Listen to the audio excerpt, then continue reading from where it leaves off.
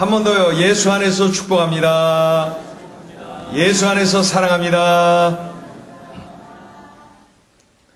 여러분에게 질문을 드릴게요. 마음속으로 대답을 해보세요. 항상 저의 질문은 쉽고 가벼우니, 그죠? 네, 부담이 없습니다. 왜냐하면 마음속으로 대답을 하는 거예요. 네. 다른 교회 가면요, 어떤 목사님은 일어나라 그랬고 막 대답하라 그래요. 난 그런 교회 목사님 싫어. 네. 네. 그러니까 부담이 없어요. 이렇게 마음속으로만 대답하시면 돼. 그 대신 진지하게 해보세요. 첫 번째 질문입니다. 성경 인물 중에 여러분 누구를 제일 좋아하십니까? 성경 인물 중에 누구를 제일 좋아하십니까? 더 쉽게, 함께 여행하고 싶은 성경 인물은 누구입니까? 네. 함께 여행하고 싶은 인물 말이죠. 성경 인물 중에 함께 여행, 다 부담스럽습니까? 함께 여행하고 싶은 성경 인물 누가 있으세요? 저는 함께 여행하고 싶은 사람 하면은 언젠가도 말씀드렸듯이 다윗과 여행하고 싶습니다. 한 일주일도 좀 짧은 듯 한 열흘 정도, 열흘 정도 이렇게 같이 여행하면은 많은 것을 느끼고 배울 수 있는 시간이 되겠다 하는 생각이 듭니다. 다윗이 그 수금 연주, 이 하프 연주를 굉장히 잘했잖아요. 그래서 그분의 그 하프 연주에 맞춰서 찬양을 하고 싶고요. 또 그가 들려주는, 그가 쓴 시편을 낭독하면서 어떤 상황에서 그 시를 쓰게 됐는지 그때 그 스토리를 저에게 좀 들려주고 말이죠. 그런데 아무래도 그 다윗과 여행을 하다 보면은 왠지 호텔이나 리조트나 펜션 같은 곳은 어울릴 것 같지 않아요. 그저 들판에서 대충 깔고 하늘 바라보면서 그 팔베개 해가면서 말이죠. 같이 밤을 새가면서 이야기도 하고 그렇게 여행을 하고 싶습니다. 그런데 누군가가 저에게 말이죠. 성경 인물 중에 그저 편안한 친구와 같은 사람이 누구냐? 그저 편안한 친구, 아무 허물 없이 말이죠. 그 부담 없이 언제든지 만날 수 있고 언제든지 내가 아쉬워도 언제든지 찾을 수 있는 친구, 그런 친구와 같은 인물은 누구냐 하면은 저는 서슴없이 베드로예요. 베드로 사도가 그와 같은 친구로 느껴집니다. 그래서 오늘 주인공은 우리에게 8번째 소개되는 믿음의 선배를 베드로 사도로 선정을 했습니다. 그에게는 왠지 인간미가 느껴집니다. 그저 거룩한 나하고는 거리가 왠지 멀게 느껴지는 그러한 인물이 아니라 언제든지 만날 수 있는 편안한 친구, 언제든지 연락할 수 있는 편안한 친구, 내가 어떤 모습으로 다가가도 다 받아줄 것만 같은 편안한 친구, 그가 바로 베드로 사도가 아닌가 그런 생각을 해봅니다. 이기적이죠. 굉장히 제가 나한테 편하다고 그런 친구 삼고 또 나에게 즐거울 것 같아서 다윗과 여행하고 싶고 그렇습니다. 오늘 우리의 믿음의 선배 베드로를 통해서 우리 주님은 소중한 교훈을 우리에게 주고 계셔요. 첫 번째는 연약함을 인정하라. 첫 번째 메시지가 그거예요. 연약함을 인정하라.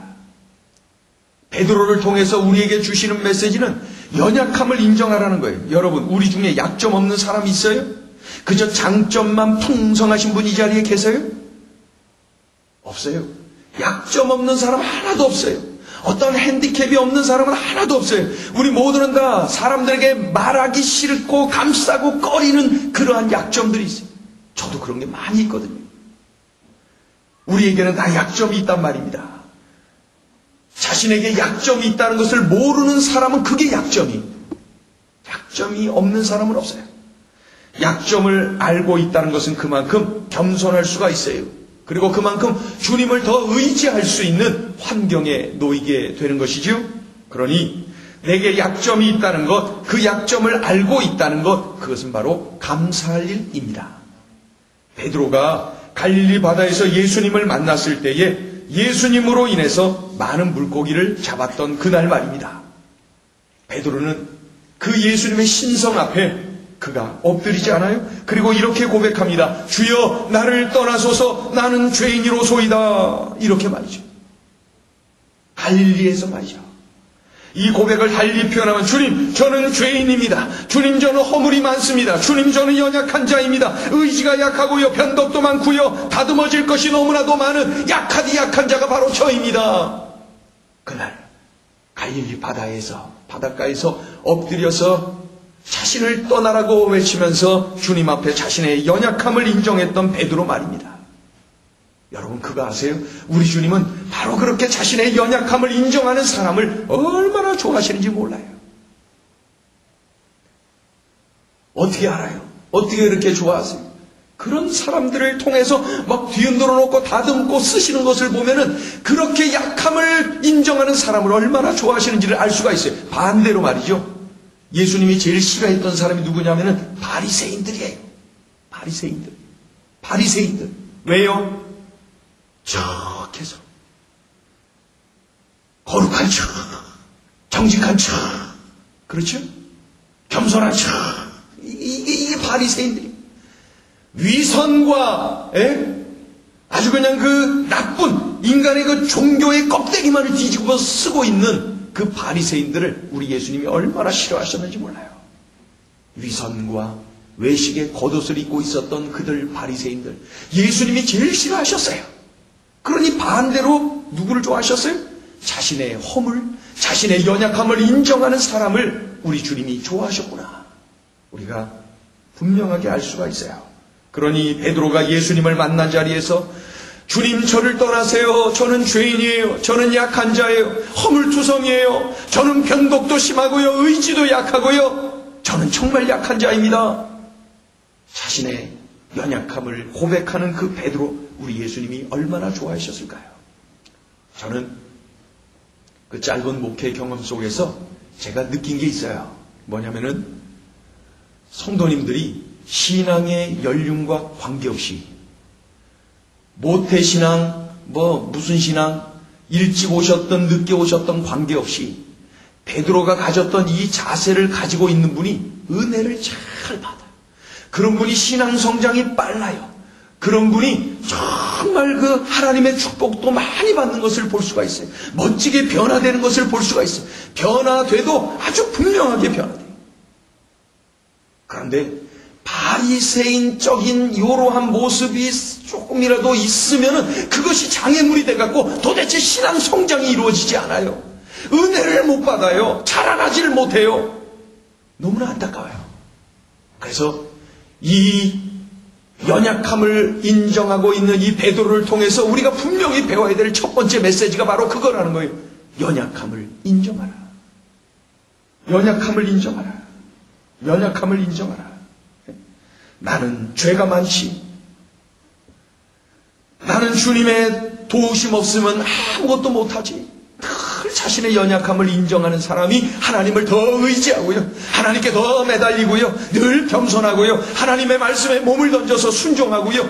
그래서 믿음이 쑥쑥 자라나고 순수하게 잘 성장하는 모습을 보게 됩니다.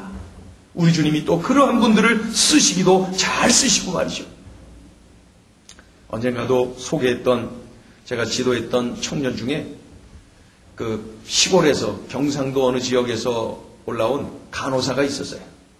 이 자매가 간호사인데 믿음이 참 순수하고 정말 때묻지 않고 순수하고 아주 신앙생활을 본이 되게 참 잘하는 그러한 자매가 있었어요.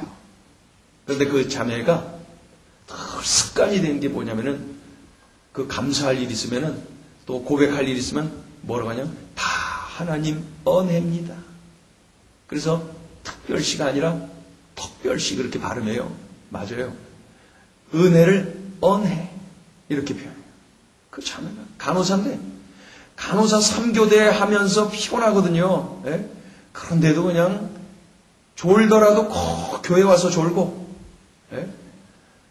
그 열심히 신앙생활했던 그러한 자매인데 늘 다 하나님 은혜입니다. 다 하나님 은혜입니다. 그런 고백을 잘했어요. 근데 어느 날은 어떤 사람이 말이죠. 여럿 있는 데서 우리 아무개 청년은 어쩌면 그렇게 순수하고 예쁘냐고 어쩌면 이렇게 이쁘냐고 그러니까 다 하나님 은혜입니다. 그때도 그러더라고요. 근데 사실은 가만히 생각하면 그건 좀 어울리지 않아. 그럴 때는 아니라 예. 네 예. 이래야 정상인데 그것조차도 다 하나님 은혜입니다. 그러더라고요. 예. 그런데 아무튼 중요한 것은 다 하나님 은혜입니다. 그 소리가 간혹 이렇게 들려요. 이게 얼마나 중요한 일입니까, 여러분? 내가 드러내고 싶은 그때에도 하나님 은혜를 드러내더라고요. 내가 높아지고 싶은 그때에도 다 하나님 은혜입니다. 입으로 고백하면서 주님을 자랑하는 것을 많이 보았어요. 여러분, 내가 죄인이고 허물이 많고 의지도 약하고 변덕도 심하고 도대체 다듬어지지 않았고 약하디 약하고 아무 쓸데없는 존재라고 인정하면 인정할수록 하나님의 이 은혜는 더욱더 크게 느껴지는 것입니다. 우리 다 같이 한번 표준어로 우리 같이 해볼까요? 다 하나님 은혜입니다. 베드로가 예수님을 만났어요. 다듬어졌어요. 쓰임받았어요. 그토록 멋지게 쓰임받을 수 있었던 것은 바로 그러한 고백이 있었기 때문에 그래요. 베드로에게 이러한 연약함과 허물과 죄됨과 다듬어지지 않은 자신의 이러한 인격을 고백하지 않았더라면은, 그러한 겸손함이 없었더라면은 베드로가 베드로 될 수 있었을까요? 여러분, 나의 허물을 주님께 고백하세요. 얼른 고백하세요. 주님께 나의 연약함을 고백하기를 즐기세요. 그래야 내가 살아요. 내가 바른 길 가요. 내가 성숙해져요. 내가 변화돼요. 가닥하면 말이죠. 신앙생활 연륜이 오래되면서 겸손함 다 놓치고 말이죠. 자꾸 내가 드러나고 내가 인정받고 싶어하고자 하는 그런 마음이 쑥 밀려옵니다. 쑥 밀려옵니다. 조심해야 돼요. 그래서 먼저 섬기던 교회에서도 그냥 권사님 되시고 안수집사님 되시고 장로님 되시고 그러면서 교회를 열심히 섬기는 분들이 많았는데, 그런데 그런 분들 중에 뭐 절대 다수가 참 겸손하게 열정적으로 섬기시기인데 그 중에는 아주 교만하고 어깨에 힘이 너무 많이 들고 목이 고다 있는 그런 분들이 간혹 계셨어요. 그런데 주변에서 수근수근거려요. 뭐라 하냐면 저분은 저 직분을 받지 말았어야 돼. 저 직분에 이렇게 어떻게 하다가 직분으로 인해서 저 사람이 저렇게 됐다는 거예요. 직분이 그렇게 만들었겠습니까? 이러한 고백이 없었고 또는 이 고백을 놓치고 살아서 그렇게 된 것이지. 사람이 시종려 이래야 돼요. 이렇다 해서 그렇게 되고 저렇다 해서 요렇게 되고 그러면 안 됩니다. 우리가 일생 주님이 부르시는 그날 그 자리 그 순간까지 정말로 신앙이 쭉쭉 성장하고 하나님 쓰시기에 좋은 그릇이요 늘 하나님 앞에 순결한 하나님의 사람으로 서기를 원한다면 바로 이 베드로가 품었던 이 고백을 놓치지 말아야 됩니다. 주님, 저는 연약한 존재입니다. 주님, 저는 허물 투성입니다. 이런 고백이 떠나서는 안 돼. 이런 고백 놓치면 내가 망가지는 거예요, 여러분. 이것은 정말로 내 생명과 같은 것이니 놓치면 안 돼요. 베드로를 통해서 우리에게 주시는 첫 번째 메시지는 바로 그거예요. 연약함을 인정하라. 우리 크게 한번 외치겠습니다. 연약함을 인정합니다. 더 크게 나의 허물을 인정합니다. 약점 없는 사람 없어요. 늘 나의 약점을 하나님 앞에 고백하고 그래서 하나님의 은혜 없으면 난 아무것도 못해요. 늘 하나님의 은혜를 갈망하는 그런 겸손한 사람, 그러한 사람을 우리 주님은 수제자 만들어주시고 위대한 순교자 만들어주시고 초대교회는 물론이고 2000년이 지난 지금도 우리에게 교훈이 되는 인물로 멋지게 세워주지 않았습니까? 베드로처럼 신앙 고백, 바로 이런 연약함을 인정하는 주님 앞에 엎드려 고백하는 이러한 그 고백이 우리에게 놓쳐서는 안 되는 그런 소중한 사실입니다. 나의 연약함을 인정하라. 나의 허물을 고백하라. 자, 두 번째 주시는 메시지가 있습니다. 그것은 갈 때가 반석이 된다. 갈 때가 반석이 된다. 갈 때가 반석이 된다. 무슨 얘기일까요? 여러분, 베드로의 말과 행동을 쭉 이어서 보면 말이죠. 성경 이 사복음서에 기록되어 있는 베드로의 말과 베드로의 행동을 그 사건을 쭉 이렇게 보면 재미있어요. 요한복음 13장을 보면은 예수님이 제자들의 발을 씻어주셔요. 다른 제자들은 아유 이건 뭐 황송하지요. 그런데 그래도 그냥 조용히 발을 내밀면서 아유 황송해라 황송해라 그러면서 발을 내밀고 있는데 베드로는 뭐라고 예수님 안 됩니다. 이거 하지 마세요. 저는 안 씻어요. 이러면 안 돼요.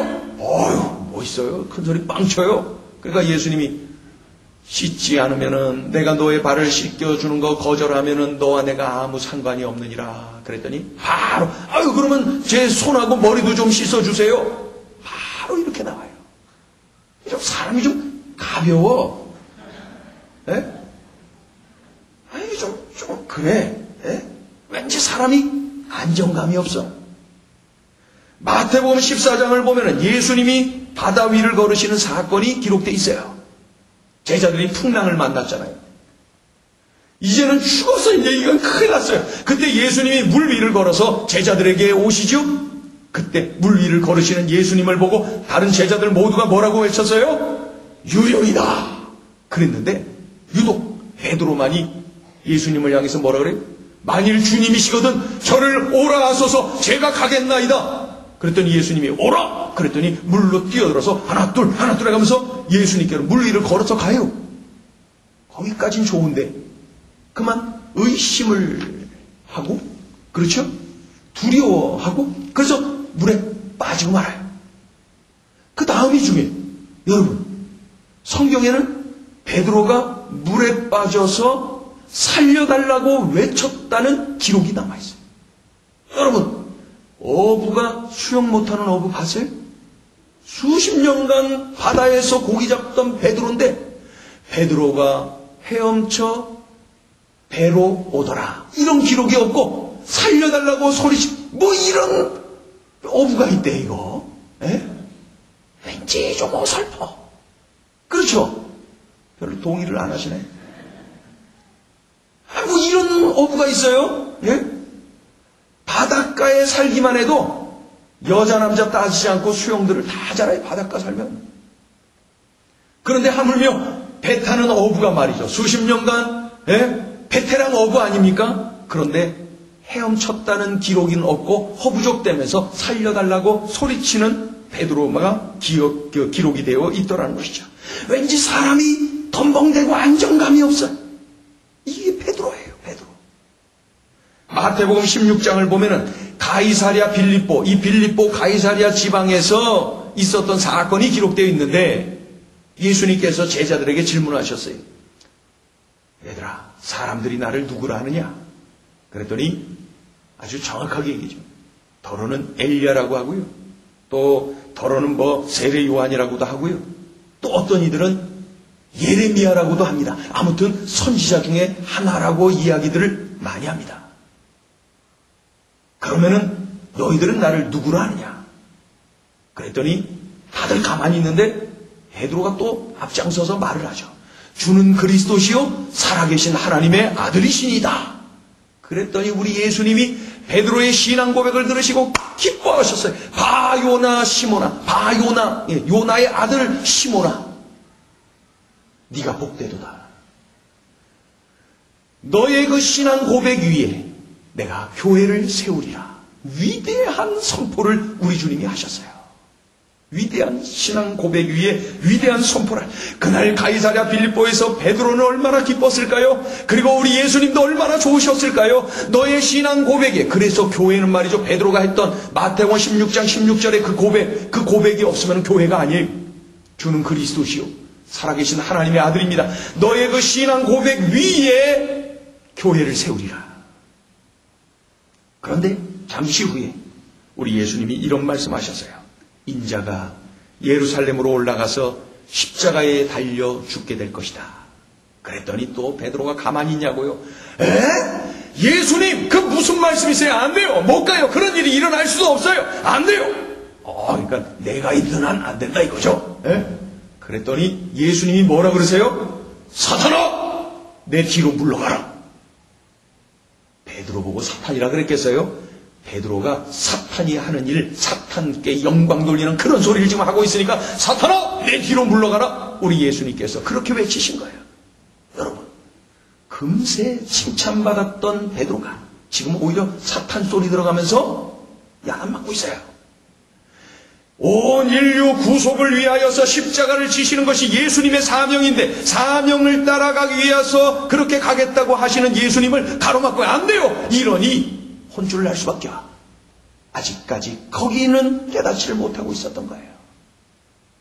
가이사랴 빌립보지만 같은 자리 같은 동네 그 자리에서 말이죠. 금세 칭찬받았다가 금세 야단 맞는 사람이 바로 베드로예요. 왠지 불안하죠 좀. 그죠? 베드로 무슨 럭비공도 아니고 불안해요 좀. 네? 베드로를 이렇게 그 인터넷에 검색을 한번 해보세요. 이런저런 사건들이 쭉 나올 거예요. 그러면 그걸 한번 추적해보세요. 아이고 아슬아슬해. 마태복음 26장을 보면은 예수님이 팔려가서 십자가에 그 달리실 것을 말씀하시죠. 이때 베드로가 큰 소리칩니다. 뭐라 그래요? 다 주를 버릴지라도 나는 버리지 않습니다. 그러니까 자기는 끝까지 예수님 섬기니까 예수님 염려하지 마세요. 제가 지켜드릴게요. 그러한 고백이죠. 큰 소리 쳤어요. 다 주를 버릴지라도 이 제자들이 다 주를 버릴지라도 나는 그러지 않습니다. 그렇게.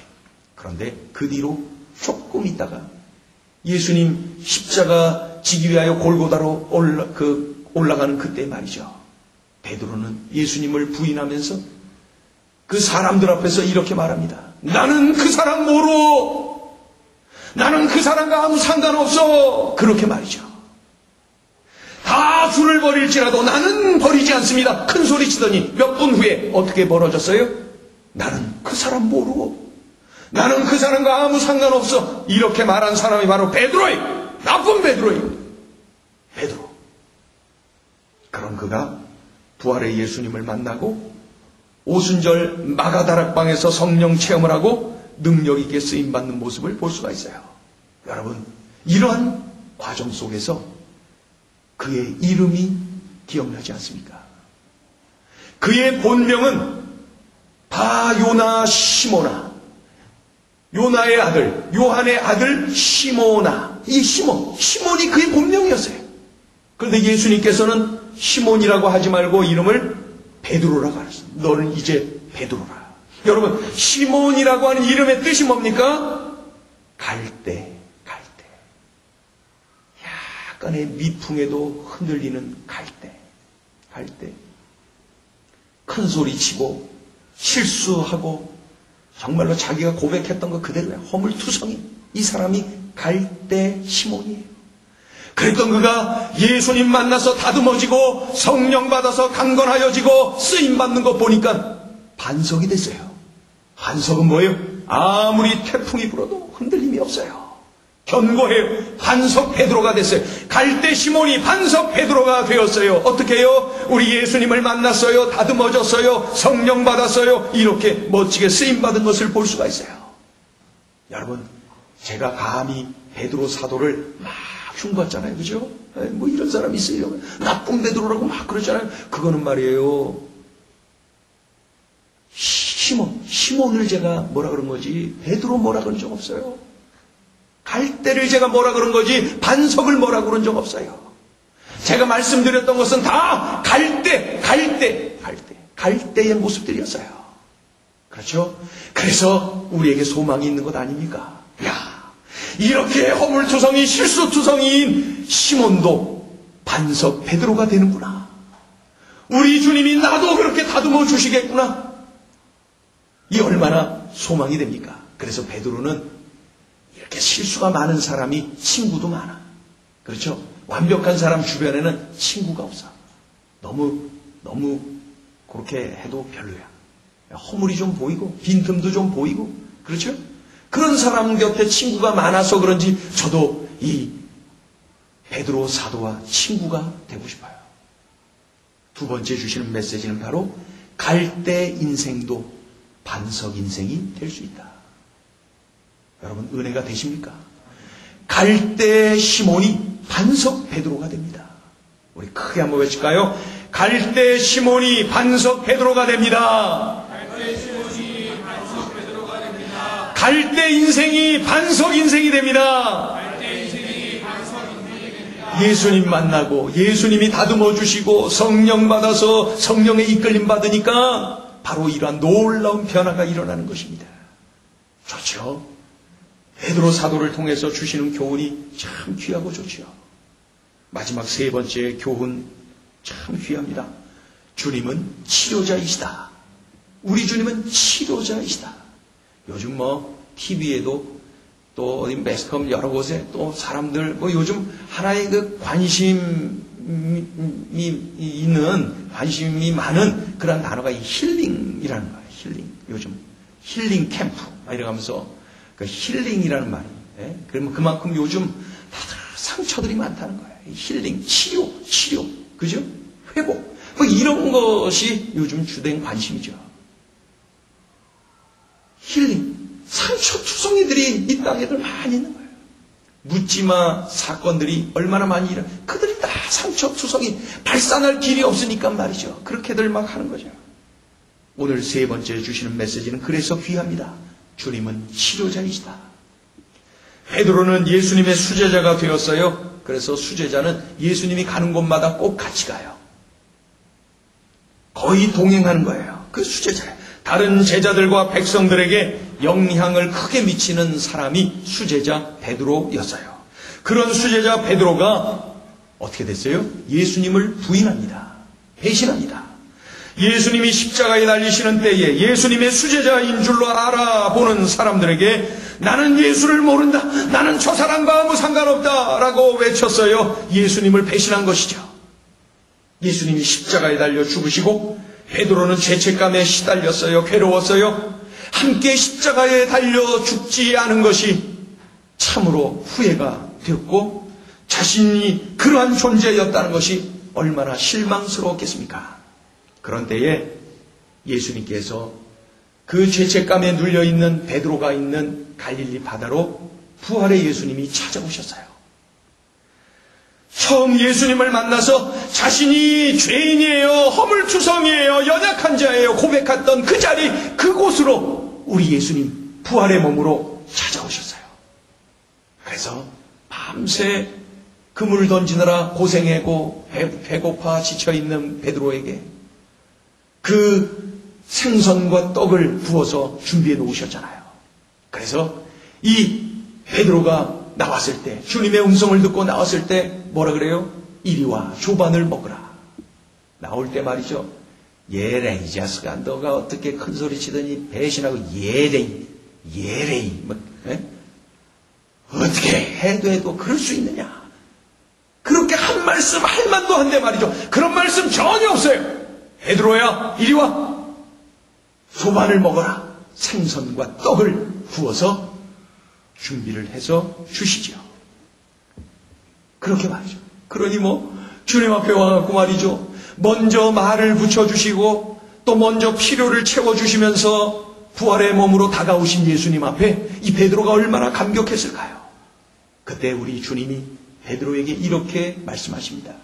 베드로야, 네가 이 사람들보다 나를 더 사랑하느냐? 베드로야, 네가 나를 사랑하느냐? 이렇게 질문하지 않으시고 베드로야, 네가 이 사람들보다 나를 더 사랑하느냐?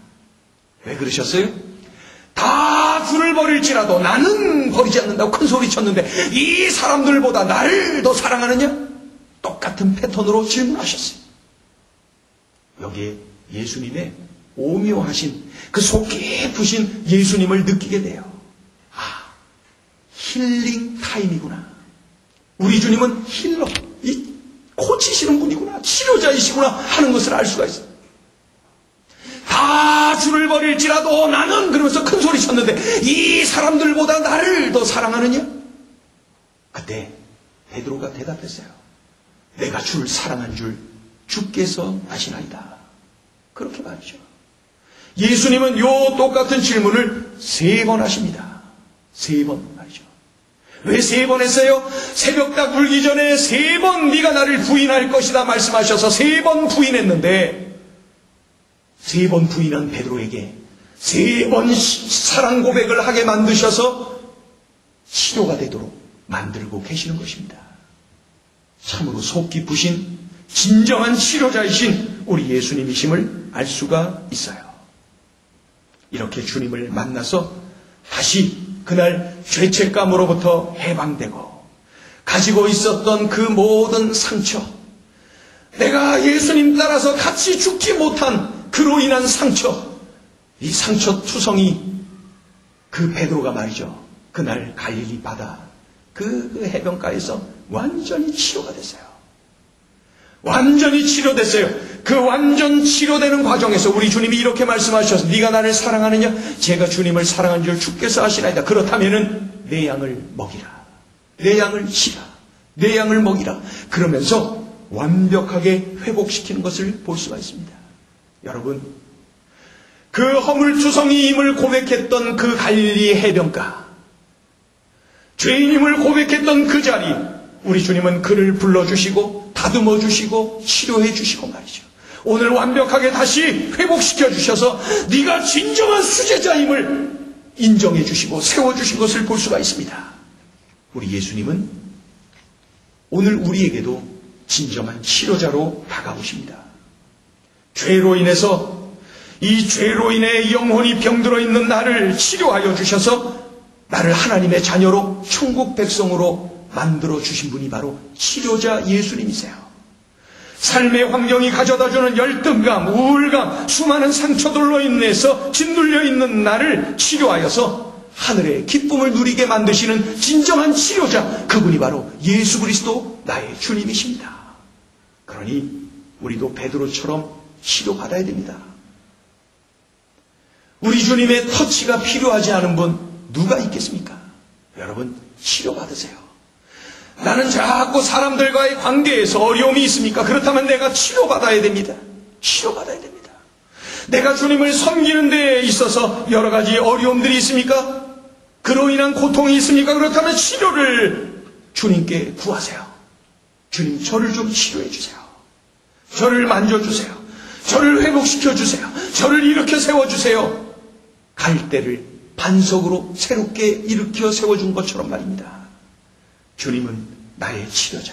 그래서 나의 지나간 과거 상처까지도 다 드러내고 주님 이것도 좀 만져주세요. 주님 이것도 좀 만져주세요. 우리 가정 안에 이런저런 상처들이 얼마나 많이 있습니까? 직장 안에 또 나의 또 이러한 어려움, 저런 어려운 상처들이 또 얼마나 많이 있습니까? 우리는 참 유리그릇 같아서요, 상처 투성이들입니다. 그저 멀쩡한 줄 알았는데 그저 조금의 그 바람 앞에 금세 그냥 나도 상처 입고 넘어지고 그런 모습을 우리가 보지 않습니까? 우리는 연약합니다. 마치 갈대와 같아요. 그럼 내가 어떻게 반석이 될 수가 있을까요? 그런데 여러분, 우리에게 소망이 있어요. 베드로 사도를 보세요. 제가 막 그분의 그 허물을 막 일부러 이야기한 거예요. 다 베드로 사도께서도 용납하실 거예요. 그래서 제가 일부러 좋은 친구라고 일부러 그런 거예요. 그분은 다 용납할 거예요. 내 허물을 이야기해서라도 너희들이 다 반성이 되면 좋겠다고 베드로 사도도 원하고 있을 것입니다. 주님, 우리 주님은 바로 연약한 나 자신을 인정하며 살기를 기다리고 계시고, 갈대가 반석이 된다는 사실, 예수님을 만나고 성령 받았을 때 뒤집어지지 않을 사람은 아무도 없다는 것을 믿고 주님 앞에 나오기를 원하고 계시다는 사실, 또 우리 주님은 치료자이심을 우리들이 명심하고 늘 나의 상처, 나의 아픔을 다 드러내고 주님 앞에서 용서받고 치료받고 회복되고 새로워지기를 기다리고 계시는 것입니다. 우리 모두가 오늘 주신 말씀을 다 명심하고 살면 좋겠어요. 연약함을 인정하라. 갈대가 반석이 된다.